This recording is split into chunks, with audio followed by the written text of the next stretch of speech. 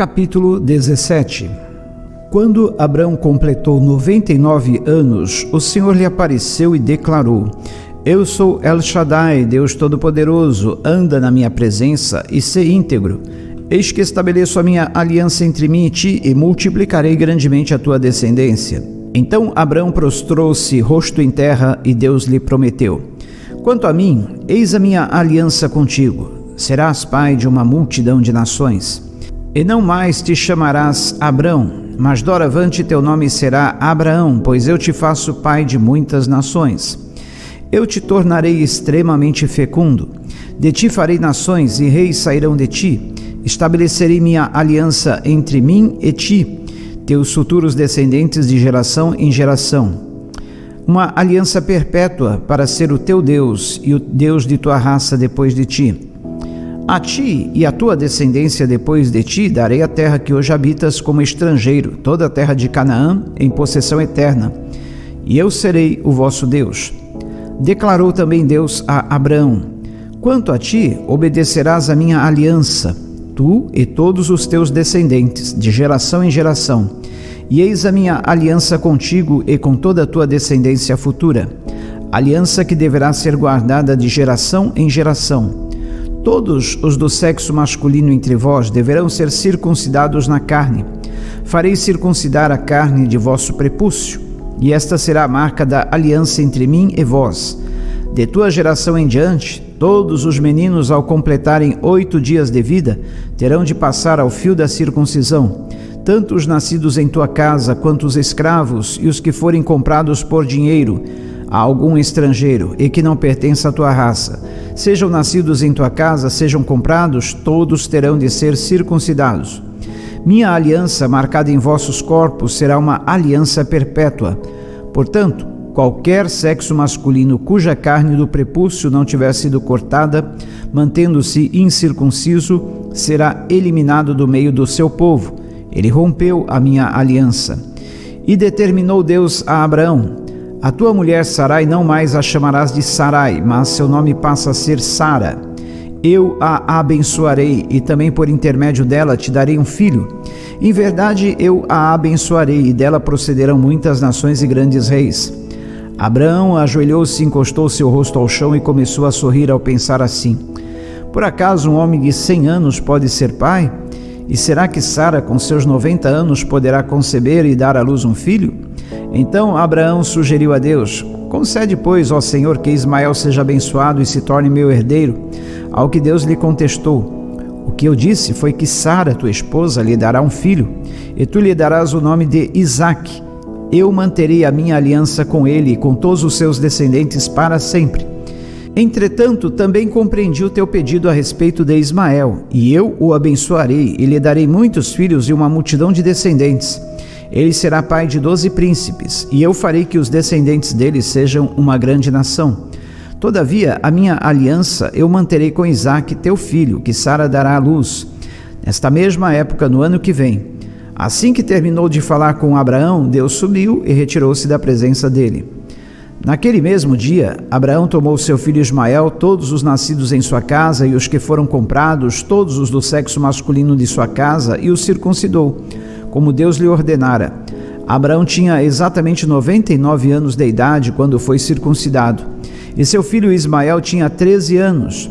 Abraão e seu filho foram circuncidados naquele mesmo dia. Juntamente com Abraão foram circuncidados todos os homens de sua casa, tanto os nascidos em casa como os comprados de estrangeiros. Capítulo 18. O Senhor apareceu a Abraão no bosque sagrado nos carvalhais de Manre, quando ele estava sentado à entrada de sua tenda, na hora mais quente do dia. Abraão ergueu os olhos e observou 3 homens em pé a pouca distância. Assim que os viu, saiu da entrada de sua tenda, correu ao encontro deles e prostrou-se, encostando seu rosto no chão. Então declarou Abraão: Meu Senhor, se encontrei graça aos teus olhos, não passes pelo teu servo sem te deteres por algum tempo. Traga-se um pouco de água, lavai os pés e repousai debaixo desta árvore. Também trarei um bocado de pão. Refazei as vossas forças, visto que chegastes até vosso servo. Depois seguireis vossa jornada. Ao que eles responderam: Assim seja. Faze como disseste. Abraão dirigiu-se apressadamente para a sua tenda e pediu a Sara: toma depressa 3 medidas da melhor farinha, amassa e prepara 3 pães. Em seguida correu ao rebanho e escolheu o melhor e mais tenro vitelo e o deu a um servo que se apressou em prepará-lo. Tomou igualmente coalhada, leite e o vitelo que preparara e colocou tudo diante dos visitantes. Entretanto permaneceu de pé junto deles sob a árvore, observando-os enquanto comiam. Os hóspedes lhe indagaram: onde está Sara, tua esposa? Ele afirmou: está na tenda. Então ele lhe prometeu: voltarei a ti no próximo ano. Então Sara, tua esposa, terá um filho. Sara escutava a conversa na entrada da tenda atrás dele. Ora, Abraão e Sara já eram idosos, com idade muito avançada, e em Sara o ciclo mensal das mulheres já havia cessado. Riu-se, portanto, Sara em seu íntimo, considerando: agora que estou velha, e velho também está o meu senhor, como ainda teremos prazer sexual? Entretanto, o Senhor questionou Abraão: por que se ri Sara, conjeturando: será possível que eu vou dar à luz, agora que sou velha? Acaso existe algo extraordinário demais para Yahvé? Nesta mesma época de primavera, no próximo ano, retornarei à tua presença e Sara terá um filho. Sara, ao ouvir essas palavras, ficou amedrontada e mentiu: não, eu não ri. No entanto, ele foi categórico: sim, é verdade que tu riste. E aconteceu que, quando os visitantes se levantaram para partir, avistaram lá embaixo Sodoma, e Abraão os acompanhava a fim de se despedir. Então o Senhor falou consigo mesmo: ocultarei de Abraão o que planejo realizar? Abraão será o pai de uma nação grande e poderosa, e por intermédio dele todas as nações da terra serão abençoadas, porquanto eu o escolhi para que instrua seus filhos e todos os seus descendentes acerca de conservarem-se no caminho do Senhor, praticando o que é justo e direito, a fim de que o Senhor faça vir sobre Abraão tudo quanto lhe tem prometido. Então compartilhou com Abraão o Senhor: as acusações e os gritos contra Sodoma e Gomorra são tantos e tão expressivos, o seu pecado é por demais grave. Descerei até lá e verei se de fato o que eles têm praticado corresponde ao clamor que é vindo até minha presença. E se assim não é, verdadeiramente sabê-lo-ei. Então os homens partiram dali e dirigiram-se para Sodoma, mas o Senhor permaneceu junto a Abraão. Abraão chegou um pouco mais perto e indagou: destruirás o justo com o pecador? Talvez haja 50 justos na cidade. Destruirás e não perdoarás a cidade por amor dos 50 justos que estão em seu seio? Longe de ti cometeres tal atrocidade, fazer morrer o justo com o pecador, de modo que o justo seja tratado como o pecador. Longe de ti, não fará justiça ao juiz de toda a terra? Então lhe assegurou o Senhor: se eu encontrar 50 justos em Sodoma, perdoarei toda a cidade por amor a eles. Argumentou Abraão: eu me atrevo a falar ao meu Senhor, eu que sou poeira e cinza. Contudo, é possível que faltem 5 para completarem os 50 justos? Por causa de 5 pessoas, destruirás toda a cidade? Ele replicou: não, se eu encontrar 45 justos. Abraão retomou ainda a palavra e ponderou: mas talvez só existam 40 justos. Ao que ele lhe garantiu: eu não o farei por causa dos 40. Propôs Abraão: que meu senhor não se irrite e que eu possa falar. Provavelmente ali se encontrem 30. Ele asseverou: eu não o farei se ali encontrar 30. Prosseguiu Abraão: agora que já fui tão ousado falando ao Senhor, pergunto: e se apenas 20 justos forem encontrados na cidade? Ele respondeu: por amor aos 20 justos não a destruirei. Então Abraão insistiu: não te ires, Senhor, mas permite-me falar só mais uma vez. E se apenas 10 forem encontrados? Ele afirmou: por amor aos 10 justos não a destruirei. Tendo acabado de falar com Abraão, o Senhor partiu e Abraão retornou para o seu lugar. Capítulo 19. A noite estava caindo quando os 2 anjos chegaram a Sodoma. Ló estava assentado à porta da cidade. Logo que os viu, Ló se levantou ao seu encontro e prostrou-se com a face por terra e suplicou: eu vos peço, meus senhores, descei à casa de vosso servo, para ali passardes a noite e lavardes os pés. De manhã retomareis vosso caminho. Contudo, eles contestaram: não, nós passaremos a noite na praça.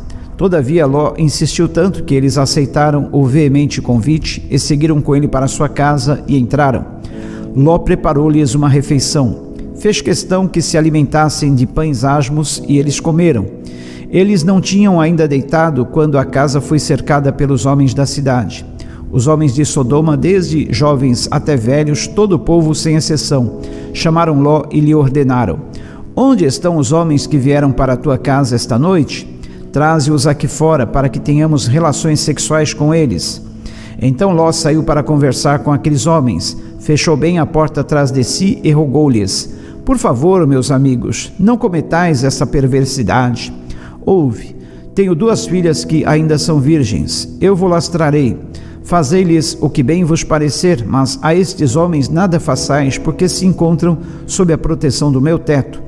Retira-te daí, esbravejaram eles, e alegavam furiosamente: este homem é um simples estrangeiro, veio morar entre nós e já pretende ser juiz em tudo. A ti, pois, faremos ainda pior do que a eles. Em seguida empurraram Ló com violência e avançaram para arrombar a porta. Nesse instante, os 2 visitantes agarraram Ló, puxaram-no para dentro da casa e fecharam a porta. Em seguida, feriram de cegueira todos os homens, tanto os moços como os idosos que estavam do lado de fora. E eles não conseguiram sequer encontrar mais a porta da casa. Então os 2 homens perguntaram a Ló: ainda tendes mais alguém dos teus na cidade? Genros, filhos e filhas ou qualquer outro parente? Faze-os sair daqui depressa, porque estamos para destruir completamente esse lugar. O clamor que sobe constantemente ao Senhor contra este povo é tão grande e maligno que ele nos enviou para destruir a cidade. Então Ló correu e foi falar com os homens que iam se casar com suas filhas. E ele os instava: levantai-vos, saí desse lugar, porque o Senhor destruirá toda a cidade. Todavia eles pensaram que ele estivesse apenas brincando. Ao raiar da aurora, os anjos insistiram com Ló, ordenando: levanta, toma tua mulher e tuas 2 filhas que aqui se encontram, para que não pereças no castigo da cidade. Entretanto, como ele hesitasse, os homens o tomaram pela mão, bem como sua mulher e suas 2 filhas, conduziram-nos à força e os deixaram a salvo fora da cidade, pelo misericordioso amor que o Senhor teve para com eles. Assim que os tiraram da cidade, um dos anjos recomendou a Ló: livra-te, salva a tua vida depressa, não olhes para trás nem pares em nenhum lugar durante tua jornada pela planície. Foge para a montanha, a fim de não pereceres com os demais. Ló, no entanto, argumentou: não, meu senhor, eu te rogo, eis que teu servo encontrou graça aos teus olhos e mostraste uma grande misericórdia a meu respeito, salvando minha vida. Mas não conseguirei chegar até a montanha sem que me atinja primeiro essa terrível destruição e eu venha morrer também. Eis ali uma pequena cidade, está tão próxima que me é possível correr até ela. Permite que eu fuja depressa para lá. Mesmo sendo tão pequena, lá encontrarei abrigo e estarei a salvo. Então lhe respondeu ele: faço-te ainda esta graça, não destruirei a pequena cidade de que falas. Depressa, refugia-te lá, porque nada posso fazer enquanto não tiveres chegado lá. É por esse motivo que se deu a essa cidade o nome de Zoar. Assim que o sol se ergueu sobre a terra e Ló entrou em Zoar, Yahvé, o próprio Deus, fez chover do céu fogo e enxofre sobre os habitantes de Sodoma e Gomorra.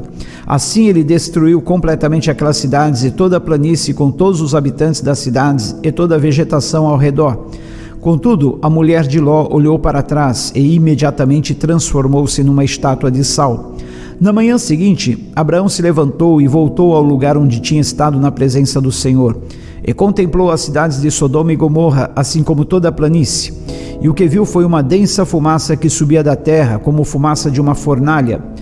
Quando Deus arrasou as cidades da planície, lembrou-se o Senhor de Abraão e tirou Ló do meio da desgraça, destruindo as cidades onde Ló habitava. Ló partiu de Zoar com as suas 2 filhas e passou a viver nas montanhas, porque tinha grande receio de permanecer morando na pequena Zoar. Por esse motivo, instalou-se numa caverna nas montanhas, ele e suas filhas. Certo dia, a filha mais velha propôs à filha mais nova: nosso pai já é idoso e não há nenhum outro homem nessa região que venha unir-se a nós, de acordo com o costume de todo mundo. Vem, façamos nosso pai beber muito vinho e deitemo-nos com ele, assim suscitaremos uma descendência de nosso pai. Portanto, elas fizeram seu pai embebedar-se com vinho naquela mesma noite, e a mais velha veio deitar-se junto a seu pai, que não percebeu, nem quando ela se deitou, nem quando se levantou. No dia seguinte, a primogênita orientou a irmã: na noite passada eu dormi com meu pai, Façamo-lo embriagar-se também esta noite, e tu te deitarás com ele, a fim de que possamos preservar a linhagem de nosso pai. Então outra vez deram muito vinho ao pai naquela noite, a filha mais nova foi e se deitou com ele. Ló não tomou conhecimento quando ela se deitou, nem quando se levantou. Assim as duas filhas de Ló engravidaram do próprio pai. A primogênita teve um filho, e lhe deu o nome de Moabe. Este foi o pai dos moabitas até hoje. A mais nova deu também à luz um filho, chamou de Ben-Ami. Esse foi o pai dos amonitas de hoje. Capítulo 20. Abraão partiu dali para a região do Neguebe e foi viver entre Cádiz e Sur. Depois habitou mais algum tempo em Gerar. Ele dizia a todos que Sara, sua esposa, era sua irmã. Então Abimeleque, rei de Gerar, mandou buscar Sara e tomou-a como sua mulher. Certa noite Deus veio a Abimeleque e lhe comunicou: vais morrer por causa da mulher que tomaste, porquanto ela é uma mulher casada. Abimeleque, que ainda não havia tocado em Sara, defendeu-se: mas Senhor, vais matar alguém inocente? Acaso não foi Abraão que me alegou, ela é minha irmã? E não foi ela pessoalmente quem confirmou, ele é meu irmão? Ora, foi com boa consciência e mãos limpas que fiz isso.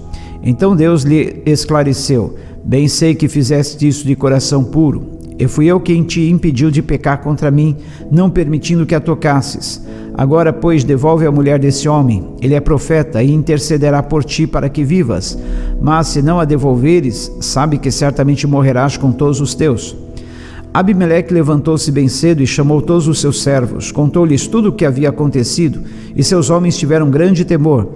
Em seguida Abimeleque convocou Abraão e lhe indagou: que nos fizeste? Que ofensa cometi contra ti, que atraias tão grande culpa sobre minha pessoa e sobre meu reino? Tu me fizeste como não se deve fazer. E Abimeleque disse mais a Abraão: quem te aconselhou a agir desta maneira? Abraão replicou: eu disse para comigo: certamente não haverá nenhum temor de Deus nesse lugar, e me matarão por causa de minha mulher. Além disso, ela é realmente minha irmã, filha de meu pai, mas não filha de minha mãe, tornou-se minha mulher. Então, quando Deus me fez andar errante longe de minha família, eu roguei a ela: eis o favor que me farás, em todo lugar em que estivermos, dirá a meu respeito que sou teu irmão. Abimeleque tomou ovelhas e bois e servas e os deu a Abraão, e devolveu-lhe a mulher Sara. E acrescentou Abimeleque: eis que a minha terra está aberta diante de ti.